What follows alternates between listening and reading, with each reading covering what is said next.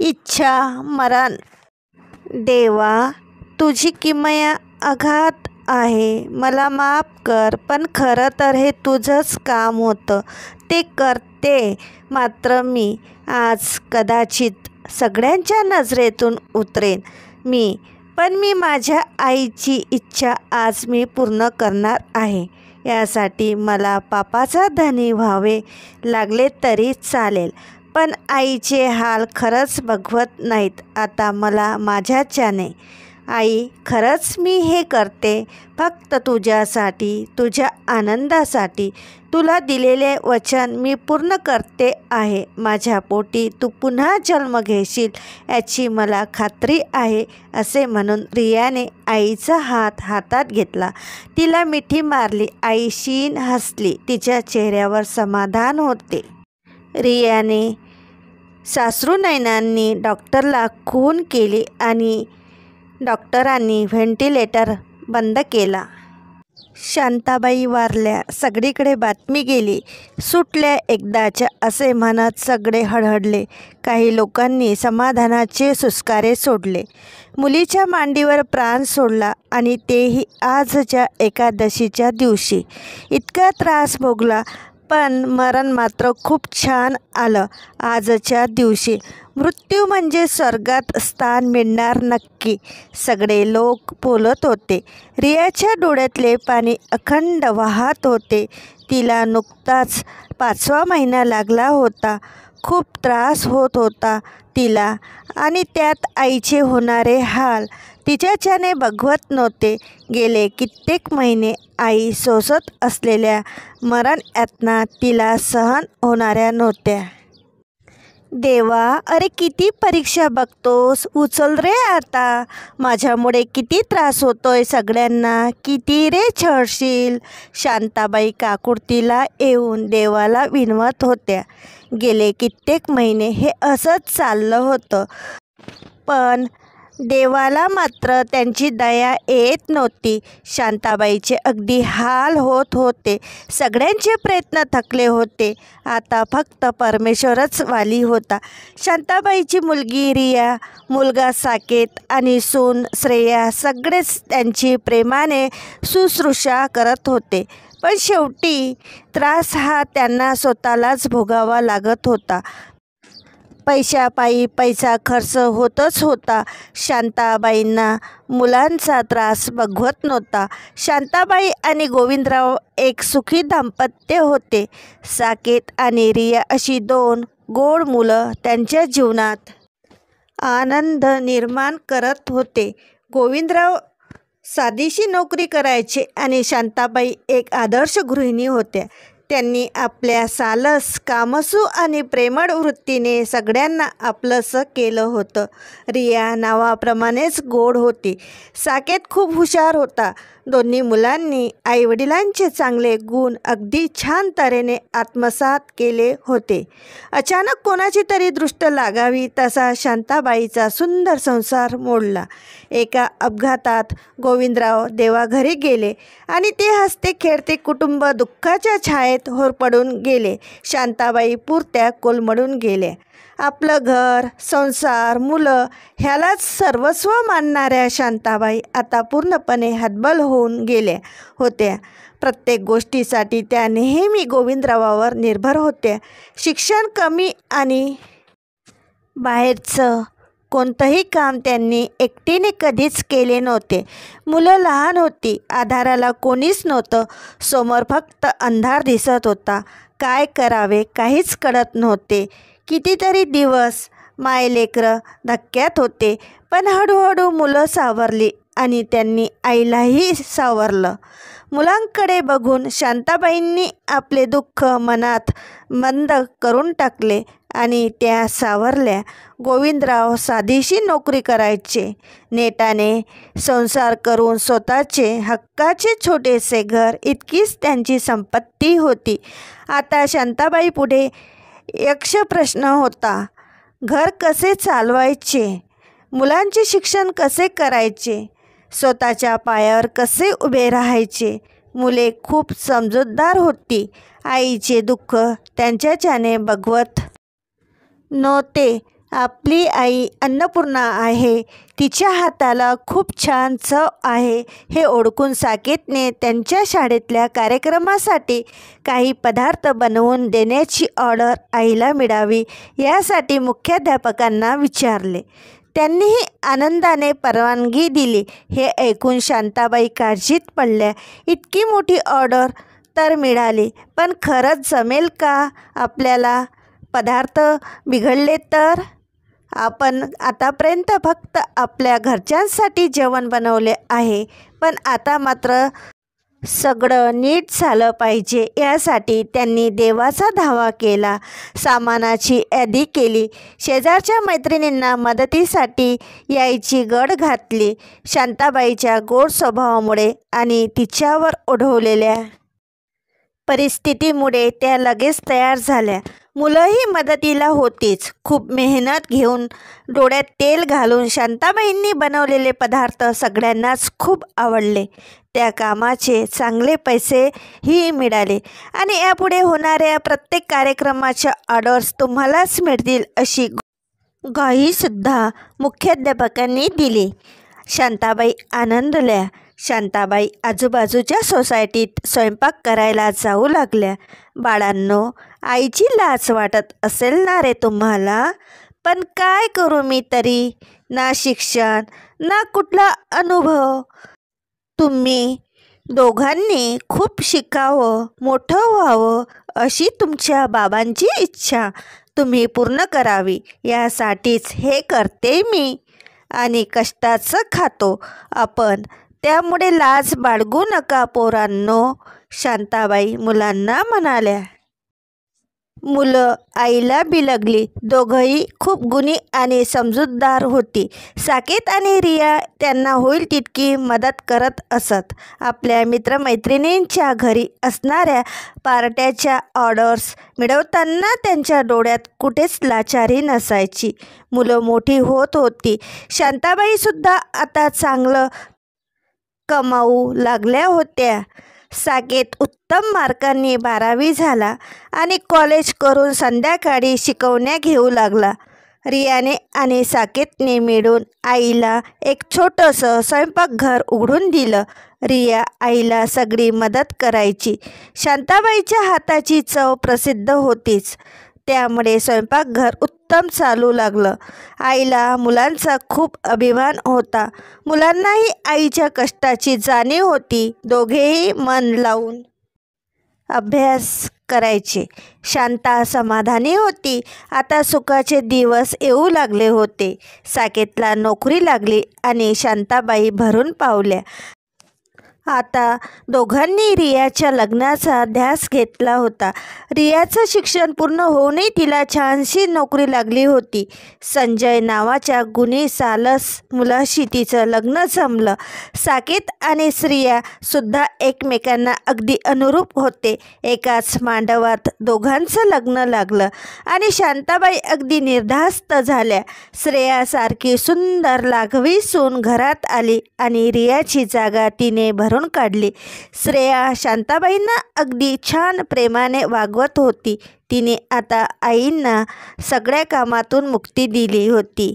आपल्या आईने आता फक्त आरामात जगायचं अशी साकेत आणि रियाची सुद्धा इच्छा होती. हातपाय चालतात तोपर्यंत काम करावे असं त्यांना वाटे, पण मुलं ऐकत नव्हती आणि त्यातच श्रेयाने गोड बातमी दिली. त्यामुळे शांताबाईचा नाईलाज झाला. सगळं सोडून त्या नातवाच्या कौतुकात मग्न झाल्या.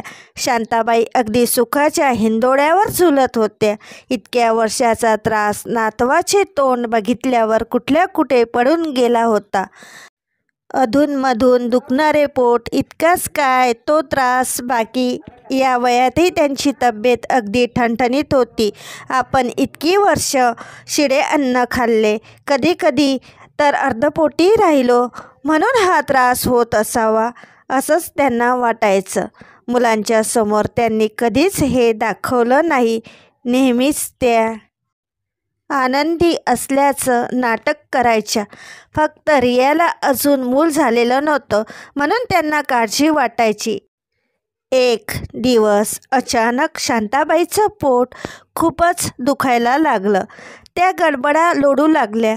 साकेत आणि श्रेया खूप घाबरले. त्यांनी ताबडतोब आईला हॉस्पिटलमध्ये ॲडमिट केलं. डॉक्टरांनी सगळ्या टेस्ट करून घ्यायला सांगितल्या. आपली आई इतकी धडधाकट असताना अचानक काय झालं हे कोणालाच कळेना.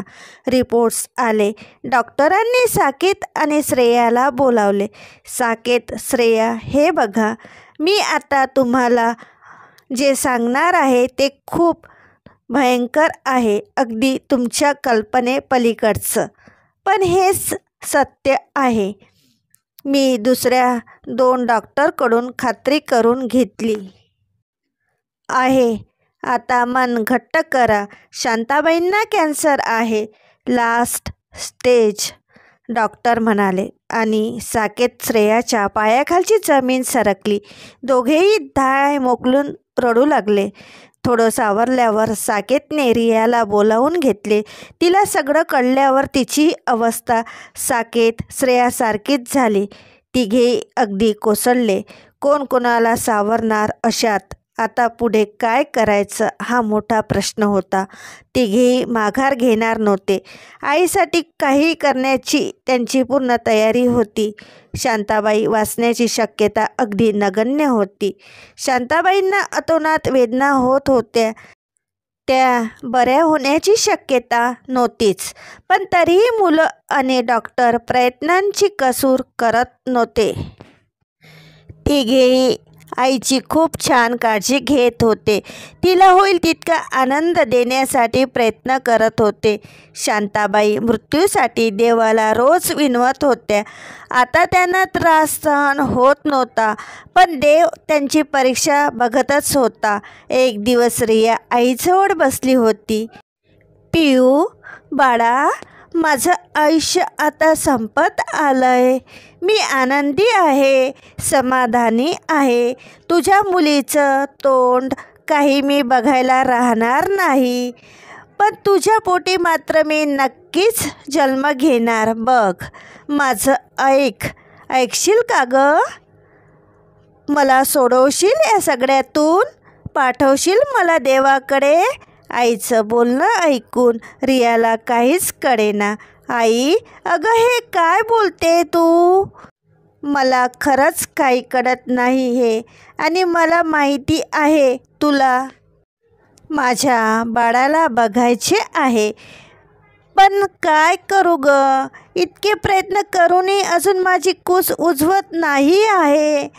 पण तुझी इच्छा नक्कीच लवकर पूर्ण होईल बघ.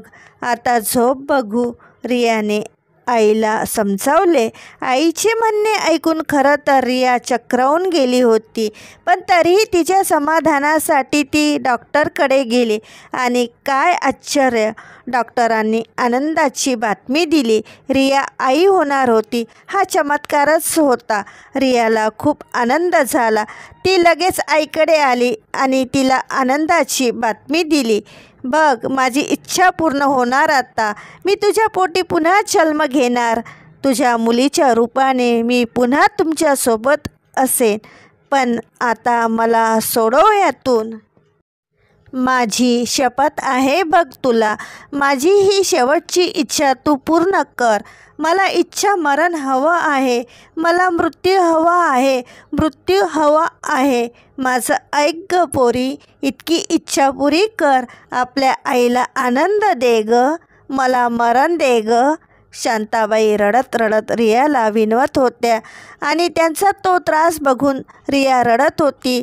काय करावे काहीच कळत नव्हते. रियाने खूप विचार केला. ती डॉक्टरांशी बोलली. शांताबाईची वाचण्याची अजिबात शक्यता नाही. त्या म्हणतात तसं इच्छा मरणाला भारतात नुकतीच परवानगी मिळाली आहे, पण परदेशात ही कन्सेप्ट अस्तित्वात आहे. जीवघेण्या आजारात पेशंटच्या मर्जीने किंवा त्यांच्या घरच्या व्यक्तींच्या मर्जीने कमीत कमी त्रास होईल असा मृत्यू दिला जातो. तुमच्या आईचा त्रास माझ्याच्याने खरंच बघवत नाही. माझे वडीलसुद्धा काही दिवसापूर्वी असेच लंग्स कॅन्सरने गेले. मी त्यांना सुखाचा मृत्यू दिला याचा मला आनंद आहे. त्यामुळे मी त्यांचा थोडा तरी त्रास कमी करू शकलो. शेवटी डॉक्टर असलो तरी दैवापुढे आम्हीही हतबल असतो. मी तुमच्यासोबत आहे. तुमची आई मला माझ्या आईप्रमाणे आहे. कळवा मला, डॉक्टर म्हणाले. रियाला काहीच सुचेना. आईकडे गेली की ती सतत रियाला विनवत होती, शपथ घालत होती. रिया प्रेग्नेंट आहे हे खरं म्हणजे आईला कसं कळलं हे एक मोठं आश्चर्य होतं. तिचा मेंदू तिला आईचं ऐकण्यासाठी सांगत होता, तर तिचं मन मात्र हे मानायला तयार नव्हतं. आईसाठी तिचा जीव तुटत होता आणि तिचे हालसुद्धा पाहवत नव्हते. असेच काही दिवस गेले. रिया आईकडे जातही नव्हती. तिथे गेल्यावर आईला तोंड देण्याची तिची हिंमत नव्हती. साकेतने तिला घरी बोलावले. आई तिची खूप आठवण करत होती. त्याच रात्री रियाचे बाबा तिच्या स्वप्नात आले. पिऊ बेटा, अगं किती खस्ता खाल्ल्या तुमच्या आईने, तुमच्यासाठी किती झिजली बिचारी, आणि आता तुला तिची कीव येत नाही का? तिला लवकर पाठव माझ्याकडे, मी वाट बघतो आहे. करशील ना इतकं आमच्यासाठी? तुला तुझ्या आईची शपथ आहे, तुझ्या होणाऱ्या बाळाची शपथ आहे. मी वाट बघतोय, बाबा म्हणाले आणि रिया दचकून उठली. सकाळी रिया दवाखान्यात आली. आईजवळ बसली. बाबा स्वप्नात आल्याचं सांगितलं. मला माहिती आहे तुझे बाबा माझी वाट बघतायत. काही दिवसात मी जाईनच ग, पण या यातना नाही ग सोसवत आता. मला सोडव यातून बाळा, मला सोडव. आईसाठी इतकं कर, मला मरण दे. आईला जास्त बोलवत नव्हतं. तिची अवस्था अगदी मरणासन झाली होती. डॉक्टरांनी सगळ्या आशा सोडल्या होत्या. रिया डॉक्टरांशी बोलली. उद्याच एकादशी होती. आईसाठी खूप पुण्याचा दिवस. साकेत, श्रेया, त्यांचा मुलगा सारंग सगळेच शांताबाईजवळ बसले. मनमोकळं बोलले. शांताबाईंनी सगळ्यांना मन भरून पाहिलं. डॉक्टरांनी सगळ्यांना बाहेर जायला सांगितलं आणि थोड्याच वेळात त्यांचा आत्मा अनंतात विलीन झाला. आईबाबांचा आनंदी आत्मा तिला खूप आशीर्वाद आणि धन्यवाद देत होता. आज खऱ्या अर्थाने रियाने मुलीचं कर्तव्य निभावून आईला समाधान दिलं होतं. एका आईचा आनंद हेच मुलीसाठी सुख. काही महिन्यातच रियाने एका गोंडस मुलीला जन्म दिला. ती अगदी आपल्या आजीसारखीच होती. वल्लरीच्या रूपाने शांताबाई आपल्या घरात परत आल्या. रियाने केलं ते खरंच योग्य होतं का? परदेशात या गोष्टीला कायदेशीर मान्यता आहे, पण भारतात मात्र मान्यता मिळूनही फारच क्वचित ही गोष्ट घडते.